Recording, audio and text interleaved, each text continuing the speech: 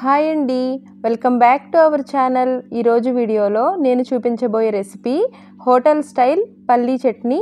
చాలా టేస్టీగా ఉంటుంది, అన్ని రకాల టిఫిన్స్లోకి చాలా బాగుంటుంది. ఈ విధంగా ఒకసారి చేసి చూడండి. ముందుగా స్టవ్ మీద ప్యాన్ పెట్టుకుని 1 కప్పు పల్లీలను దోరగా ఫ్రై చేసుకోవాలి. పల్లీలను ఎంత బాగా ఫ్రై చేసుకుంటే చట్నీ టేస్ట్ అంత బాగుంటుంది. ఈ విధంగా ఫ్రై చేసుకుని పక్కన పెట్టుకోవాలి.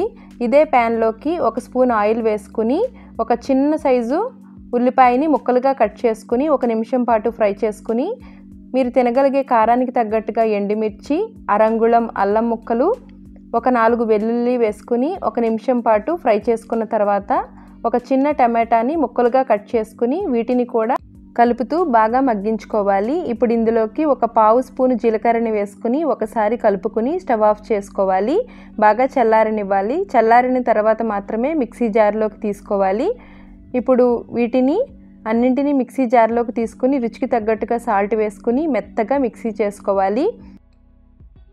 ఇప్పుడు ఇందులోకి పోపు పెట్టుకోవడం కోసం స్టవ్ మీద ప్యాన్ పెట్టుకుని ఆయిల్ వేసుకుని పోపు దినుసులు, ఎండుమిర్చి, కొద్దిగా కరివేపాకుని వేసుకుని ఈ ఫ్రై చేసుకున్న పోపుని చట్నీలోకి వేసుకుని కలుపుకోవాలి. చాలా బాగుంటుంది, అన్ని రకాల టిఫిన్స్లోకి చాలా టేస్టీగా ఉంటుంది.